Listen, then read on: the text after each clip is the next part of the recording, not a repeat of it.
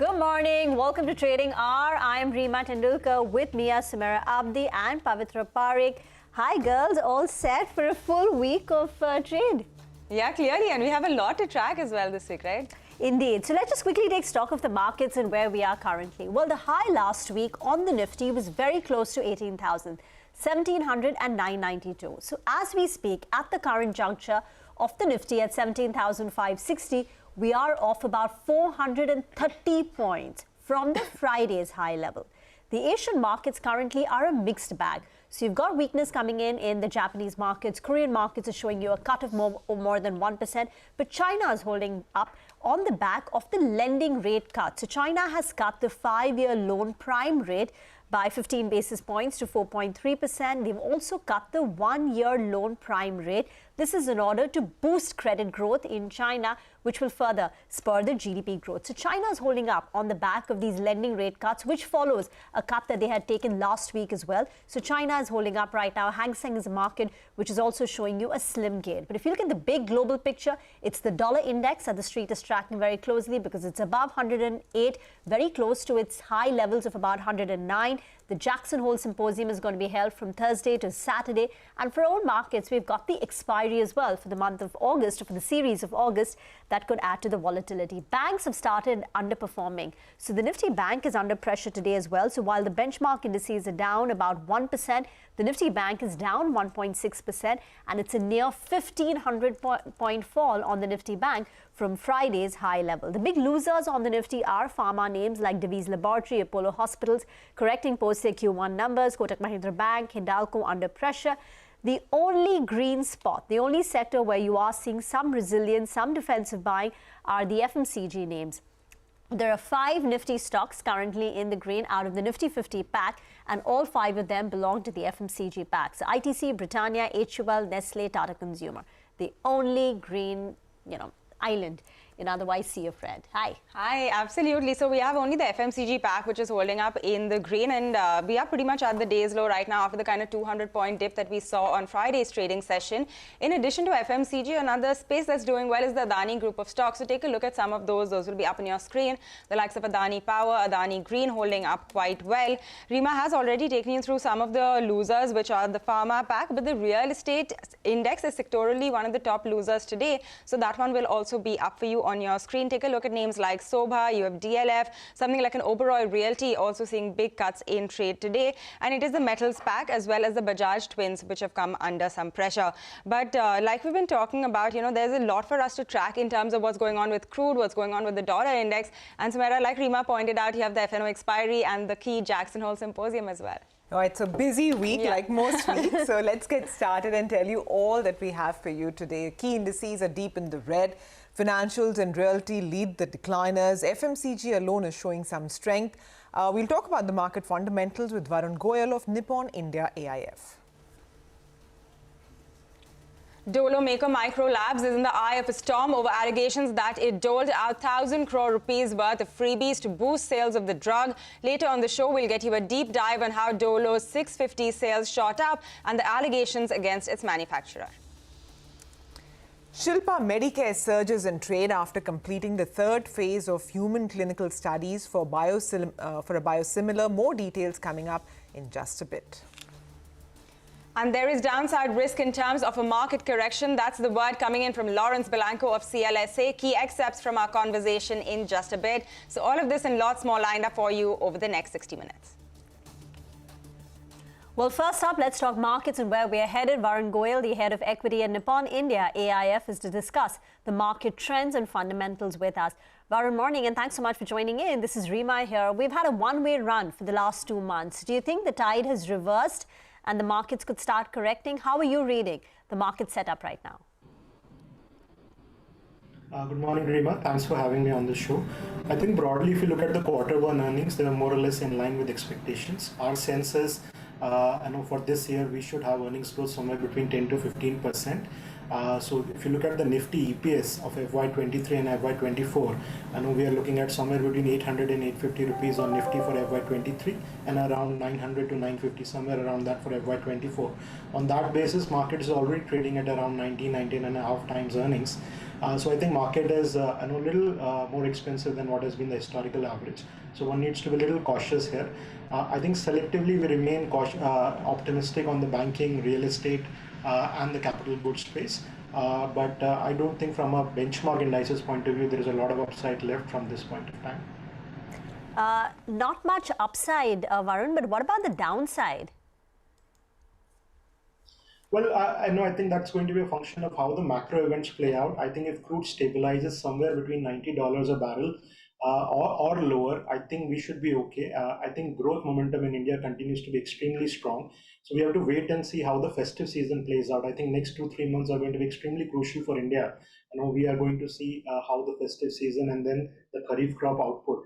So while rainfall has been a little patchy this time, one is hopeful that the overall agricultural production should be okay. So that's one. I think secondly, I think as far as the US situation is concerned and how the global inflation scenario plays out, that is also going to be extremely important. Our sense is if crude stays below 90, we should not see too many rate hikes, in India at least from this point of time. So let's hope crude stabilizes quickly and leads to stabilization of the macroeconomic situation in India. All right. Hi, Varun. Good morning and thanks for joining us. In your portfolio, you do have exposure to a lot of these IT names, something like TCS, Mindtree. How would you look at this entire pack? And within IT, where do you find comfort? Is it the larger blue chip names, or do you think some of the mid caps perhaps look more attractive? Well, I think in the last 3 months, we've seen very brutal selling as far as the IT names are concerned, both mid-cap and large-cap. Our sense is there is a very strong IT capex cycle which is going to play out in the next 3 years. I think some bit of correction seems to be overdone, especially in the mid-cap names where names have corrected 30, 40, 50%. So we are using this correction to add on to our positions in the mid-cap space, and we are looking at 15 to 20% compounding from here. Most of these companies have reasonable good balance sheets, positive cash flow generation, good ROEs, good dividend payouts. So I think CY22 is a year to accumulate some of these mid-cap and large-cap IT names. Hi, Varun. Morning. Would you be able to tell us, some of your high conviction stocks or sectors? Yeah, good morning, Samira. So I think mid-cap financials is a space on which we have turned bullish after a long time. I think if you look at since 2014, this will be the first year where we're looking at 12 to 13% kind of credit growth. We have FY19, which was an aberration with double-digit credit growth, but other than that, credit growth has been very muted. In this environment, we expect Tier 1 banks to have credit growth of 18 to 20%, and some of the mid-cap financials, both NBFCs and banks, should see fairly good credit growth. I think the balance sheets are fairly clean. There is an excess provisioning in the system, which should get reversed in the next few quarters. So we expect extremely strong earnings from some of the private sector mid-cap banks and NBFCs. Varun, do you look at any of these new age companies? I mean, they've corrected a lot from the sky high valuations that they listed at. And, even in Q1, they did some of them did manage to spring quite a profit surprise. So do you think you would look at any of these newer companies now? Well, I think we remain focused on cash flow generation and profit and profitability of the companies. I think most of the listings that we had last year had challenges in terms of cash flow generation and positive ROEs. So we would wait and be very discerning as far as some of these names are concerned. I think the market has much better opportunities at this point of time after the big correction that we have seen in the mid and small cap space. So I think the profitless tech as a theme we would continue to avoid. Well, you have been saying avoid the profitless tech theme ever since we had those barrage of listings last year. But Varun, you said the rainfall has been a bit patchy, and that is something that you will track to get a sense of the sowing. What impact will it have if the rainfall continues to trend below average, as we've seen up until now? Well, if you look at the sowing data, I think especially for rice and some of the other staple crops, it has been little on the lower side. So we need to see how the agricultural season ends. I know the rural India, as we all know, has been a little sluggish. One hopes that the agricultural production goes up this year so that the rural demand can really catch up. I think the urban demand seems to be okay. The next 3-4 months are going to be a decider in terms of how quickly the rural demand can really come back. Varun, what about global facing sectors? What is the call now? I think we remain quite positive on IT, like I was saying, mid cap and large cap IT. I think also chemical space, which got significantly re-rated last year. I know a lot of multiples have corrected. I think one clear thing about chemical spaces, both specialty and generic, is that they're going to be extremely strong earnings growth for the next 5 to 10 years. One really has to pick and identify those companies which are real, specialty chemicals and not commodity chemicals. I think in the short term, while results will be muted, if one were to take a 3 to 5 year view, we can definitely get 15 to 20% compounding in earnings in some of these specialty chemical names. So we are again using this correction as an opportunity to accumulate these stocks. Again, 22 is a great year to accumulate some of these export names. I think rupee should stabilize somewhere around 78, 79, which should also help in both the top line and bottom lines of some of these exporting names. So we remain quite positive from a medium to long term perspective. Positive on IT over the medium to long term.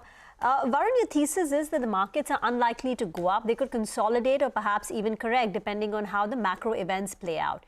Now, typically, when there is a correction in the market, defensives do well. One of them is IT, that's perceived as a defensive. The other one are commodities and the pharmaceutical sector. Would you align your portfolio tactically to play any of these defensives in the period that we're going through a correction or even sideways consolidation? I think pharma, as far as domestic pharma is concerned, we remain constructive. I think companies which are doing domestic formulations. So while there is always this risk of price caps and all, but I think overall this space should continue to grow at 10% plus. I think as far as the US pharma and the global generic opportunity is concerned, there are definitely some challenges in terms of margins and price erosion. So our focus would clearly be on the domestic formulation names. I think as far as taking tactical bets, I think we would continue to focus on the medium and long term perspective. I think 2 years markets have done extremely well. 22 is a year where we need to digest some of these gains and let some of the momentum kind of calm down, and then use 22 as a great portfolio which can give compounding from, let's say, 3, 4, 5 years. That's how we are looking at the markets. All right, Varun, we will leave it at that today. Thank you very much for joining us and taking us through your call on the market. So IT, some of the financials as well as real estate are some places where Varun does see good strength and good potential going forward. But with that, we're going to get into our first short break on the show. Welcome back. Kush Bora of kushbora.com now joins in for some technical analysis. Hi, Kush. Morning. Thanks very much for joining in. First up, if you can share what's your strategy on the index now? Do you go further short, and what are the stocks you're looking at? Sure. Hasmara, first up, thank you for having me on the show. Well, just to put things in context for the markets right now, as they say, the higher they go, the harder they fall, right? So if you look at, how the markets have performed in the last, month and a half, 2 months, the Friday fall and today's fall isn't really too alarming. What is also comforting is the fact that there is, a very decent FII, buying figure coming in. Barring Thursday, where we saw a block deal, there was a buying figure all throughout for the last, 13, 14 sessions. So that's encouraging. Also, 17,500 put is where we've seen a very significant base, and 17,300 is where the 20 DMA comes for the Nifty. So we're trading close to the support. So this wouldn't be, a prudent, time to sort of go short on the markets. In fact, I'd look for buying opportunities for targets of 17,800 and 18,000. Just for now, I would want the slide to halt, Nifty to, just, take a cushion and then, consider buying, but definitely no shorting, at this level. Same for bank index. Bank Nifty has a put support at 38,500 and the 20 DM at 38,000. Again, fairly close to the support levels. So I'd look for long opportunities. But as I said, I want both the indices to settle first. Don't want to catch a falling knife. And once they do settle, we'll look for buying opportunities with these stop losses. All right, you look for buying opportunities once the market does settle a little bit. But Kush, take us through some individual stocks that you would look at right now. For sure. Couple of stocks, and these are two stocks which have been sort of very agnostic to the market move, be it up or down. They've just continued their trajectory of an up move. The first one is RBA, Restaurant Brand Asia. I've discussed this stock a couple of times on the show, on the channel, and the stock's seen a pretty secular run from 85-90 levels. For the last couple of sessions, the stock has crossed its 200-day moving average. It's trading above that, which is now a very encouraging sign. And as I said, it's not been affected by the blips and the falls in the market.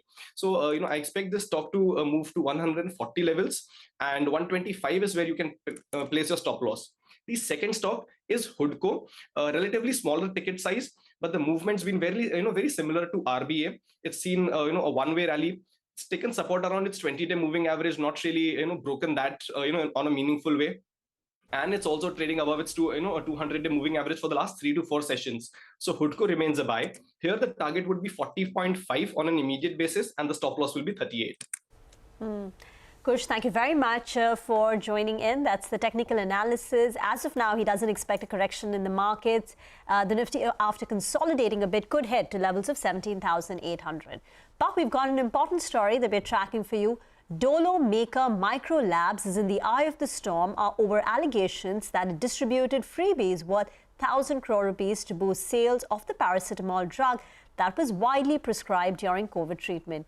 Ekta is here with an explainer on how Dolo's sales zoomed since the onset of the pandemic and what the allegations suggest. Ekta. Thanks for that. Well, yes, Dolo 650, the fever and pain-reducing medicine which shot to fame during COVID-19 and in many instances is now becoming the go-to pain-relieving drug, has come in the line of fire recently. Allegations brought up in the Supreme Court were that the manufacturer of Dolo, Micro Labs, distributed freebies worth around 1,000 crores to doctors to prescribe the 650 mg drug. Interestingly, during the period of March 2020 to Jan 2022, the oral pain market grew 23% due to COVID-19 related demand. Paracetamols were prescribed over other molecules such as ibuprofen to treat COVID. And it's during the COVID-19 period of around March 2020 to Feb 2022 that Dolo 650 mg rose to become the highest selling paracetamol drug.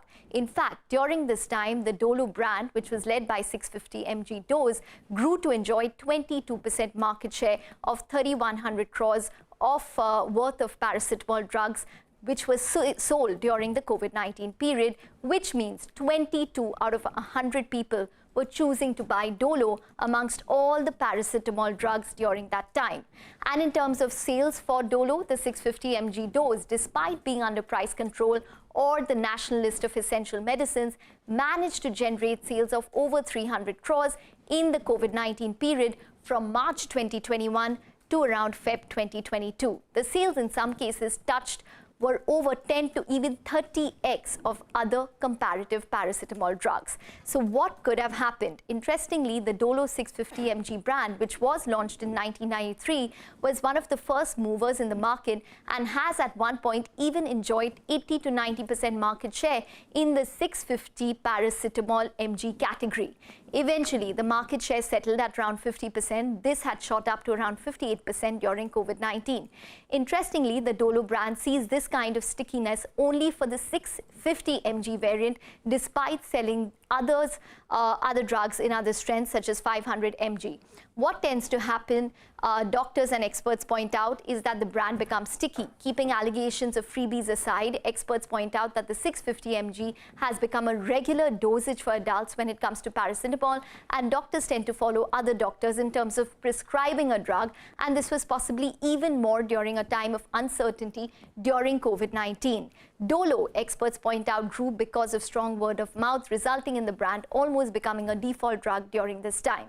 To illustrate it better, experts cite the example of Crocin. This drug enjoys one of the strongest reputations amongst pain and fever relieving brands when there are many substitutes available. Similarly, Calpol is more associated with children but is also available for adults. And from the ibuprofen category, Combiflam is one of the top 100 brands in the country, whereas other substitutes don't see equal traction.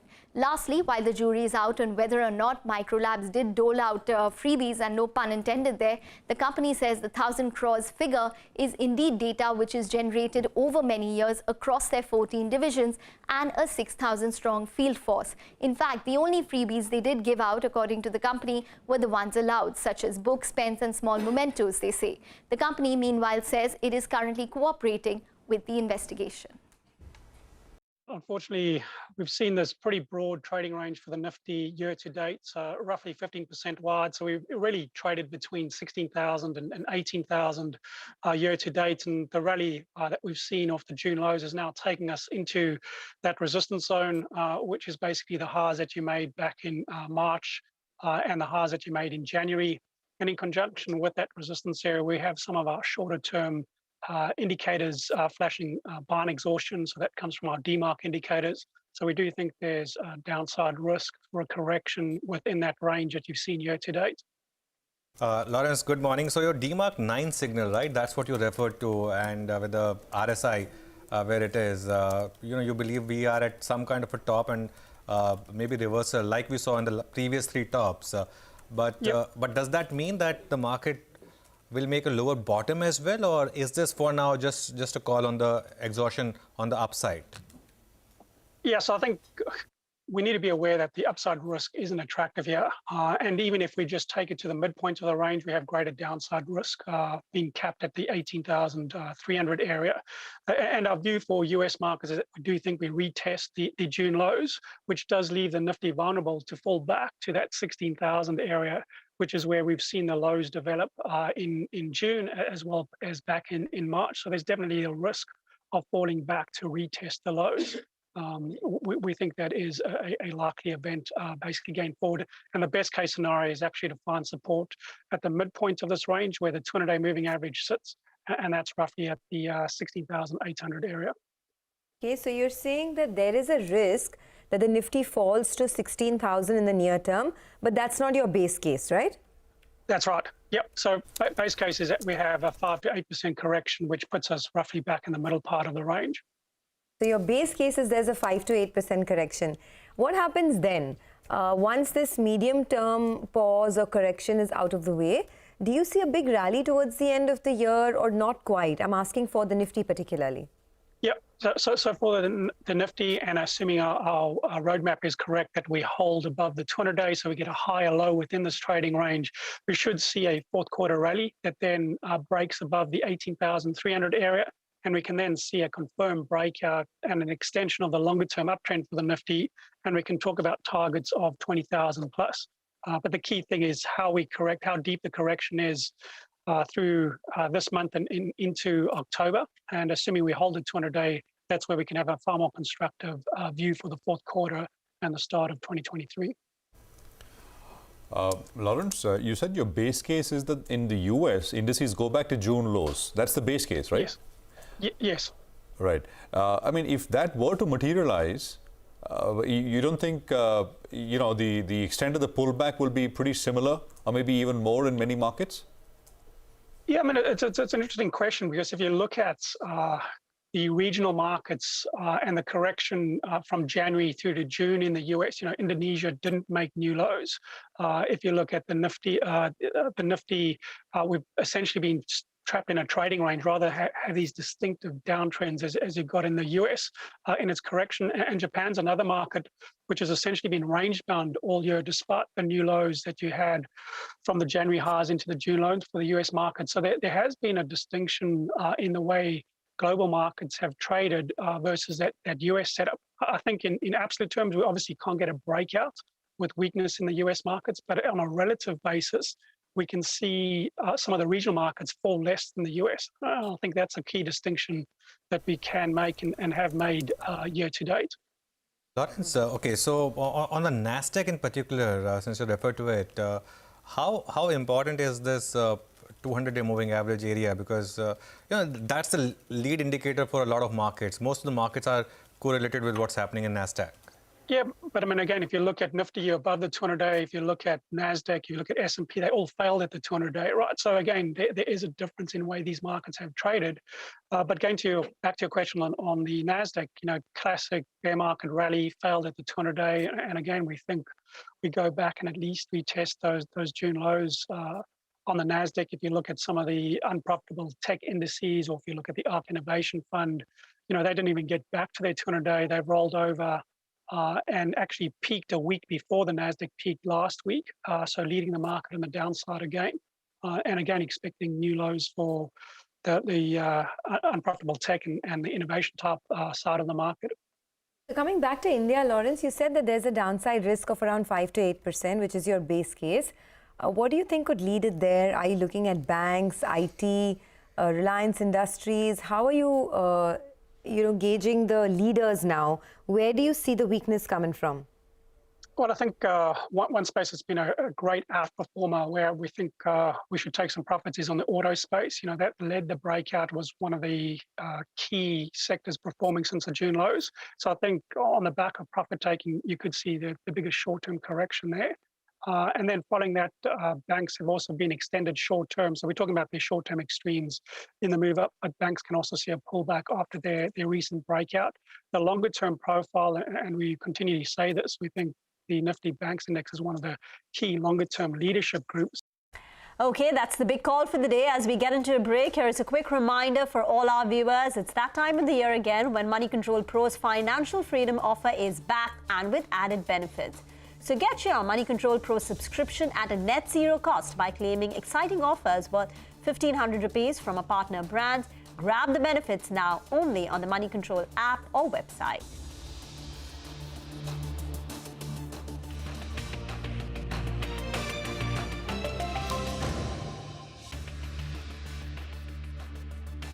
Raj, wealth multiply कैसे करते हो? एक mutual fund है ना, friends इतने, अब fund एक। Choose a pro portfolio जिसमें है 3 तरह के इक्विटी फंड्स। पहला, जब market high, returns could be higher. दूसरा, जब मार्केट डाउन तो रिटर्न्स नॉट सो डाउन। तीसरा, मार्केट का मूड जैसा भी हो, सही है for long term. An investor education initiative by Aditya Birla Sun Life mutual fund. Aditya Birla Capital. Mutual fund investments are subject to market risks. Read all scheme-related documents carefully. Construction बहुत तगड़ा है। क्या भाई साहब, जो साइट विजिट ना दिखाए 99 acres बताए। घर लेना हो या बेचना, एक्सपर्ट से ही पूछना। 99acres.com. Some folks dream of easy access to airport services. Some have ease of a card. Be it lounge access, meet and assist, spa services, and more. And what powers their credit and debit card is Dream Folks, India's largest airport services aggregator platform. Dream Folks. Sir, आपका car insurance renew तो same company से करा लो ना। चिंटू, तेरी पैसे उड़ाने की आदत गई नहीं अब तक? मम्मा, PolicyBazaar.com पे 20 से ज्यादा कंपनीज के कार इंश्योरेंस कंपेयर करके खरीदो और पैसे बचाओ। Simple. Hindi, Urdu, Punjabi, Bhojpuri, math. Genius. अच्छा, शेयर कौन सा? सही सवाल, गलत जगह। सही जगह है ग्लोब कैपिटल, जहां पर आपको मिलेंगे award winning research based ideas, अपने पोर्टफोलियो को मैनेज करने की सुविधा। Globe Capital, money must grow. Investment in securities market are subject to market risk. Read all the related documents carefully before investing.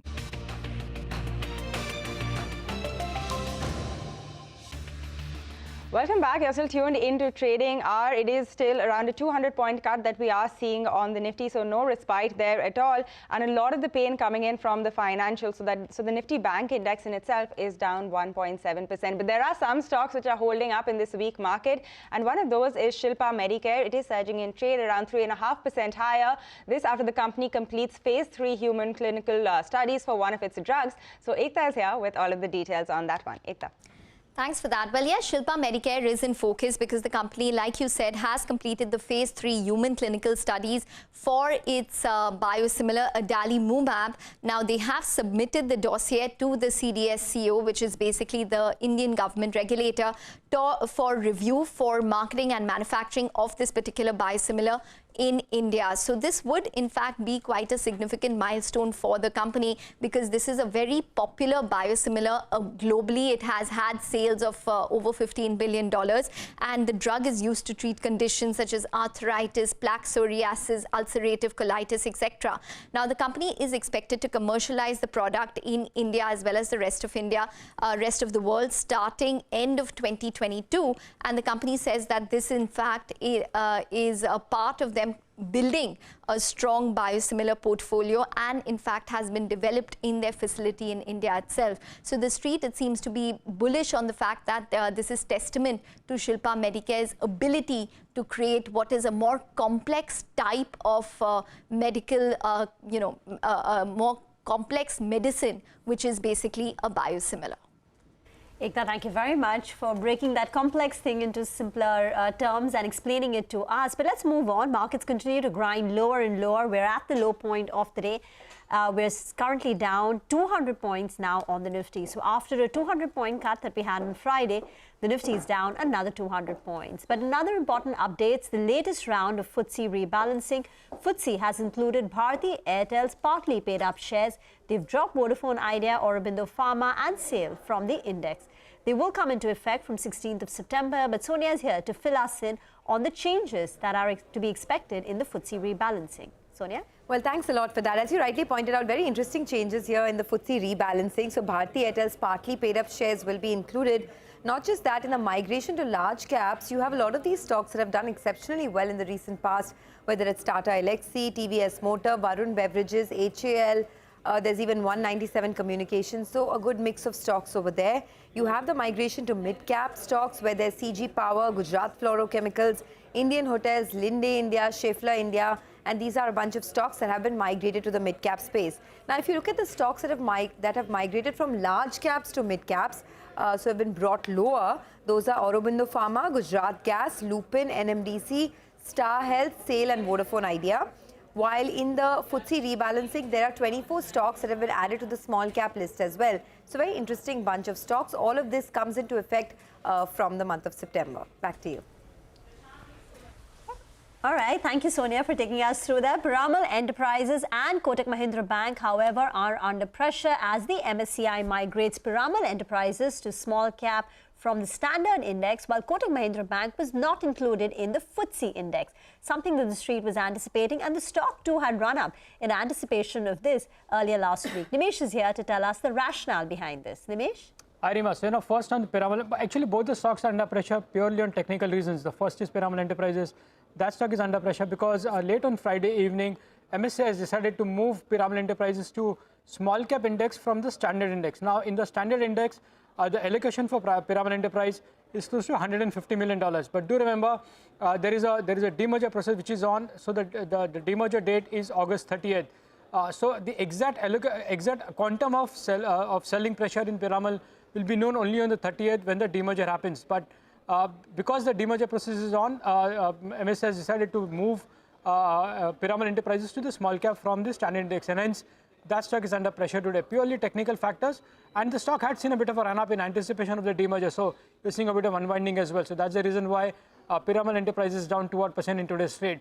Now coming to Kotak Mahindra Bank, see that was one big stock which was much anticipated that maybe it will get added to the FTSE World Index. Now the shareholding pattern was actually came after the cutoff date, so there was a speculation whether it will be added or not. Unfortunately, FTSE has not considered the June shareholder pattern for the September review, and hence Kotak Mahindra Bank is not added to the FTSE World Index. Now the next review is only in December, so till then it's unlikely that Kotak Mahindra Bank can get added. Now, according to some brokerage reports, the anticipation was that maybe if it's added, and if it's added to the full investability, there could be a buying of close to $700 million. So that's an eventual probability which can come in the December review. But as things stand, Kotak Mahindra Bank today is under pressure because FTSE is not added Kotak Mahindra Bank to the FTSE World Index, which was a kind of an anticipation. So both Piramal Enterprises and Kotak Mahindra Bank are today down largely on technical factors. One, MSCI moving it to small cap for Piramal, and for Kotak Mahindra Bank not getting added to FTSE World Index is the reason why that stock is under pressure. Nimesh, thanks very much for that. Meanwhile, Adani Power's acquisition of DB Power's unit has helped boost the stock. Rima has all the details on this one. Well, the companies announced that they will be acquiring DB Power's thermal power assets in the Chhattisgarh region for a total enterprise value of 7,000 crore rupees, which Adani Power will pay in cash. Now, DB Power owns and operates and is currently running a 2 × 600 megawatts thermal power plant in the Champa district in Chhattisgarh. And this company, DB Power, had an annual turnover of almost 3,500 crore rupees as of last year. Now, the reason why Adani Power is acquiring this asset is because they want to expand their presence in the thermal power space in the state of Chhattisgarh. The street likes this move. The stock has gained close to about 5%. So it's another asset coming in from for Adani Power. All right, Rima, thanks a lot for taking us through all of the details on that one. But let's also bring you some important opinion. And this is from the gold financing space. A lot of the lenders like Muthoot and Manappuram Finance have seen their customer base decline over the last few quarters, with a lot of the customers now moving from NBFCs to banks. So earlier we spoke to VP Nandkumar, who's Managing Director and CEO of Manappuram Finance, to get a closer look at what is playing out and what is being done on their part to gain customers in the gold financing space. Listen in. What is happening is NBFC customers, mostly from the lower end of the pyramid, their demand has come down. They were typically the customers of an organized sector, and they are now our customers.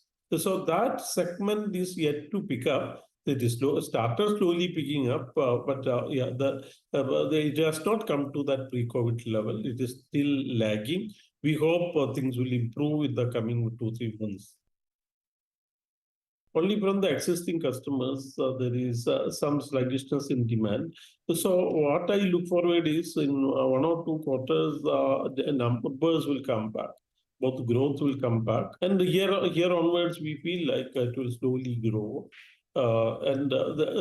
This year itself, we expect from that stage to a growth of around 5 to 10% this year. Next year, our usual growth of 10 to 15% will be achieved. This is our expectation. Hi, welcome back to Trading Hour. There's some more market opinion that's coming in. Earlier today, we caught up with Nilesh Shah, Managing Director of Kotak Mahindra AMC, and he says that he expects the Indian market to consolidate and see a bit of correction from here. I think now the market has to take a little bit of respite and even correct a little bit. This will be driven by a variety of factors.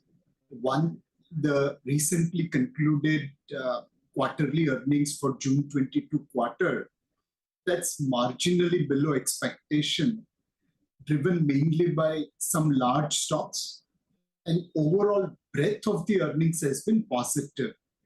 So clearly, market has discounted breadth of the earning, but it probably has to discount some disappointments in larger names driven in automobile or in oil marketing companies. Second, globally, scenario doesn't look that good. There is a meeting at Jackson Hole where US Fed and other central bankers may try to be hawkish. That will weigh on the mind of the market. The only concern right now is that our valuation continues to remain above historical averages vis-a-vis our peer group. We have always traded at a premium, but today the premium is higher than our historical average. My recommendation is please do systematic transfer plan. Use every correction as an opportunity to invest. You'll have to invest on a bottom-up basis in a market like today. From a sectoral point of view, at Kotak Mutual Fund, we have been bullish on capital goods and industrials. We believe these companies now have started receiving orders not only from government, but also from private sector as capacity utilization has started crossing pre-COVID level, and also from exports market. The China Plus One theme is working out in industrial and capital goods. Some of the multinational companies are probably looking at blistering pace of growth as they shift their sourcing from China to India. So overall, industrial and capital goods is one sector where we believe there will be great opportunity in the years to come. My recommendation right now will be to go a little bit overweight on auto components rather than automobile manufacturers. Within automobiles, focus on commercial vehicles and motor passenger vehicles rather than two-wheelers. All right, that is some important market opinion that we're tracking on how you should be approaching at the market at a time like this. With that, we're completely out of time on this edition of Trading Hour. It is still over 1% lower for the Nifty right now, and a lot of the pain coming through in the financials, which have only slipped further, now down over 630 points. But with that, stay tuned. We do have halftime report coming up next, and they will take all of the action forward.